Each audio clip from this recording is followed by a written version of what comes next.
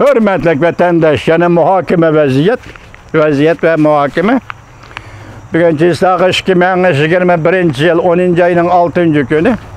Yukarıda Tayvan'a münasebetlik muhakemenin yukarıdaki sözlülük, ende bir şundak sözleyli. Biz hazır Uygurlar, mesela şahsen ben üzemnin niyetidin ve üzemnin işbalıdın eysem hürmetlik vatandaş.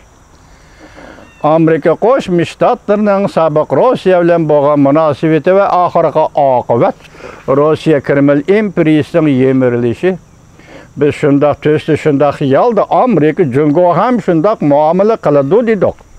Bu amaliyotda isbotlandi. Qanday muomala qilishi amaliyotda isbotlandi. Masalan, Uyg'ur masalasi degan yo'q masala Amerika davlat majlisida ko'tarilib chiqdi. Bu mesele vardı, tarihte kömülüp kalgan meseledir. Sabık devlet iştirakatı Mike Pompeo nemi dedi? Biz 70 yıldan bir bu vatanı taşrif ettik, Uygurlarını taşrif ettik. Çünkü bu fırsattan faydalandı Amerika, muşu hatalıkını sadır kıldı dedi. Lakin Amerika ende Uygur'unu taptı, Uygur'da tepe oldu. Şu 1. ayının 19. günü sabık devlet iştirakatı Mike Pompeo Uygurlarını kırgın kılıvatıdı, genocide. Uygur kırgınçılığını kılıvatıdı Xitay dedi. Vatandaşa. Ki sözleyimiz bir politikaga vaxtıda aynı çağda Katar Efendi'nin Prezident Sadık Prezident Katar Efendi'nin devlet iştirakatı Brezniske vatandaşım.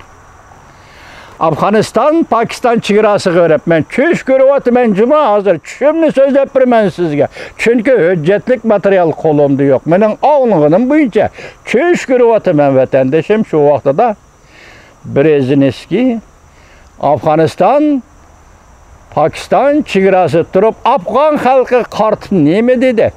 Sana dolar gerek bolsa bana dolar. Sana kural yarak gerek bolsa bana kural yarak. Ornundan dur. Sovetlik tecavüzçülerini qoğlap çıkar degen idi.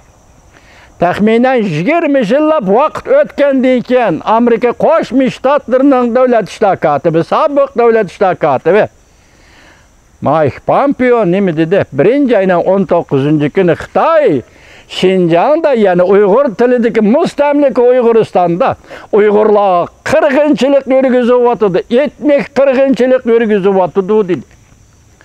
İki nefer devlet iştirakatının oturdu vakit farkı var. Lakin özlerinde hiç kandak fark yok. Her ikisi Amerika Qo'shma Shtatlarining avvalgi hükümeti ve keyingi hükümetinin devlet iştirakatlaridir. Ben şuna sizge aytdim. Rossiyaga qanday siyaset, qanday tashqi siyaset qo'llandi Amerika.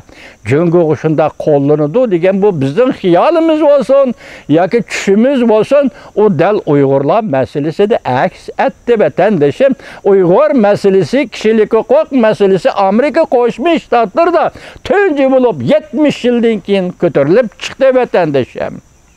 Bugun endi Uyg'urlar bu oqibatga qoldi. Bu oqibatga qoldi. Nazarband qilindi. Uyg'urlar nazarband qilindi. 4 milyon Uyg'ur o'ldirildi. Adrian Deniz'den sözü boyunca aytganda o'ldirildi. Siz taqazzo bo'lasiz, biz taqazzo bo'lamiz.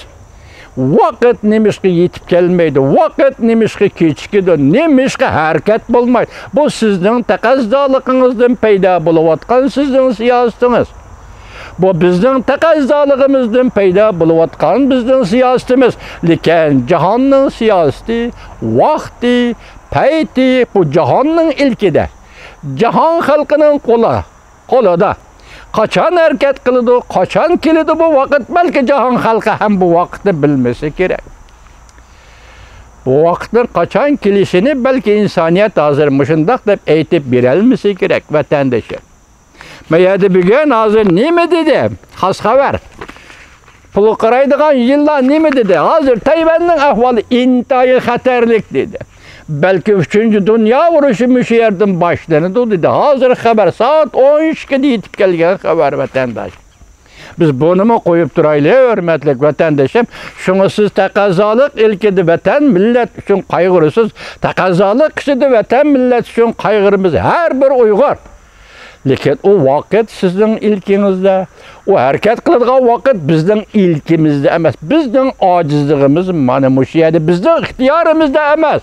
Acizligimiz mana shu yerda. Şoňa biz voqealarni, siyosatni, Aqsaroydan chiqayotgan siyosatni bir gün özgürüş bilen, bir gün muqimlik bilen, bir gün sınap beqish bilen, bir gün zarbi berish bilen, bir gün hujum qo'yish bilen chiqayotgan Aqsaroydan chiqayotgan siyosatni muhokama qilamiz vatandoshim. Biz sizga aytdik hozir Antony Blinken 9-oyning 30-kuni ba'zi hamkorlashib Jungo Amerika o'rtasida ya ikki davlat duch kelgan xiristonni hal qilaylik, buning taqobil turaylik. Bu yerda xirist degan so'zni o'zgartib o'taylik bu yerda. Nima deb o'zgartimiz? Ikkimizning o'rtasidagi ixtiloflarni biz faqat hamkorlashish orqali hal qilaylik. Bugun ko'msam pishamo, ati yapsam pishamo. Bugun qo'shqonga o'ltirib olayımma. Shu yan arpi gepimni yenib olib, gepimni yeb olib, ichib olib, semirib olib, ko'chada olchanglab mangaymi? Bu Jungdan Xayning qiyofati. Bu Jungdan Xayning xiyoli. Bugünü maqıldaydı, ati yok. Ati maqıldaydı, ögü yok. Maksat fakat bir vaqtni ötküzüş. Vaqtni qo'lga keltirish. Hazır bugün pulu qaraydigan yillar yani bir cümleni qistirib o'tdi so'ziga. Nima dedi? Hazır Shvetsariyada davlat ishlar kotibi Antony Blinken bilan Jungoning yangicha o'tkazadigan suhbat yoki o'tkazayotgan suhbatda balki Jungoning ichki qismidagi iqtisodiy besim, siyosiy besimni so'zlanishi mumkin dedi bu katta gap. Mesela söhbeti yangicha doklad qilamdi Amerika Qo'shma Shtatlar davlat mahkamasining boshlig'i Antony Blinken mening ahvolim mushundaq deydi. Cho'qim deydi vatandosh. Lekin bu ayrim ahvol.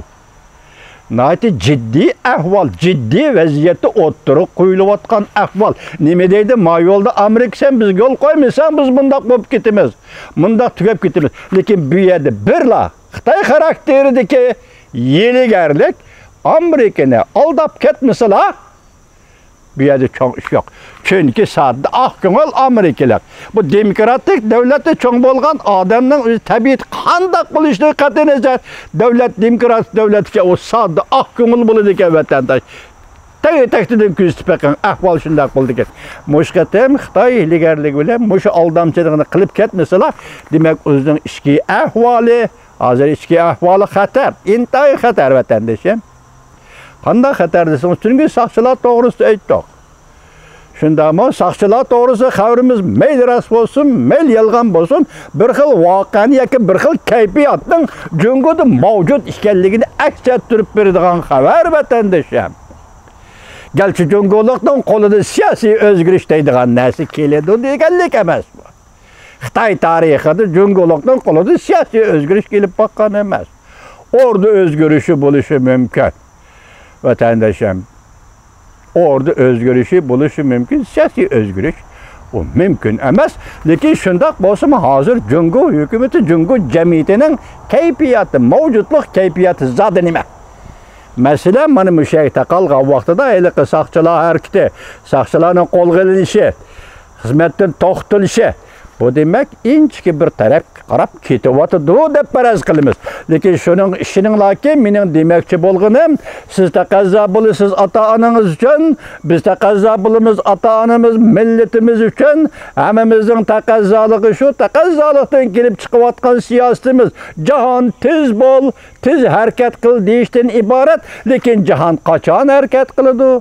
Bu harakat vaqti qachon yetib keladi? Balki jahon buni o'zimi bilmasligi mumkin. Vatandaşlar, bu cihan hemme Allah'ın ilkideki cihandır vatandaşlar. Şuna bir yerde en ahirkatım şu misalini keltirip koyayım ki vatandaş, tünügen Uyguristan'da Nazarbandga qo'lga elingan Uygurlarni qiynash to'g'risida, qo'lga ilish to'g'risida buyruq tushirgan Chen Jinhua degan bugun Beijing'de uyida qo'lga ilindi.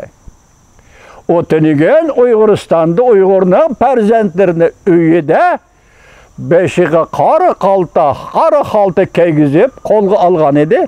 Bugun Chen Jinhua degan Beijing'de uyida qo'lga olindi. Muavin Adliya ministri, muavin saqchi ministri demda shundaq bir huquq bilan Chen Jinhua degan bugun uyida qo'lga olindi. Mana buningdan takdirning nochiligini, takdirning kuchini, takdirning o'rinlashtirishini ko'rib olish hurmatli vatandoshim. Mümkün emas, sizin bizning qo'limizdan kelib uni qo'lga olish bu mümkün emas, shundaymi? Mümkün emas. Chunki Reis Xi Jinping uni qo'lga olish ixtiyori emas. Mana tushundingizmi? Qo'lga olmaslikmi Reis Xi Jinpingning ixtiyori emas, qo'lga olishmi Reis Xi Jinpingning ixtiyori emas. Uning sirtidagi bir voqeaga chetilgan yoki shuningga munosabatli bir voqeaga chetilgan o'zining bir soqchi amaldorini qo'lga oldi. Uyg'uristonda bir nafar Uyg'ur mushuning buyrug'i bilan qora xalta kiydirildi, qo'lga elindi deyli. Bugün Beijing'de şu buyruqni tushirgan Chen Jinhua o'zining uyida beshiga qora xalta kiygizildi, qo'lga olindi. Dunyoning qismati mana shundaq bo'ladi vatan.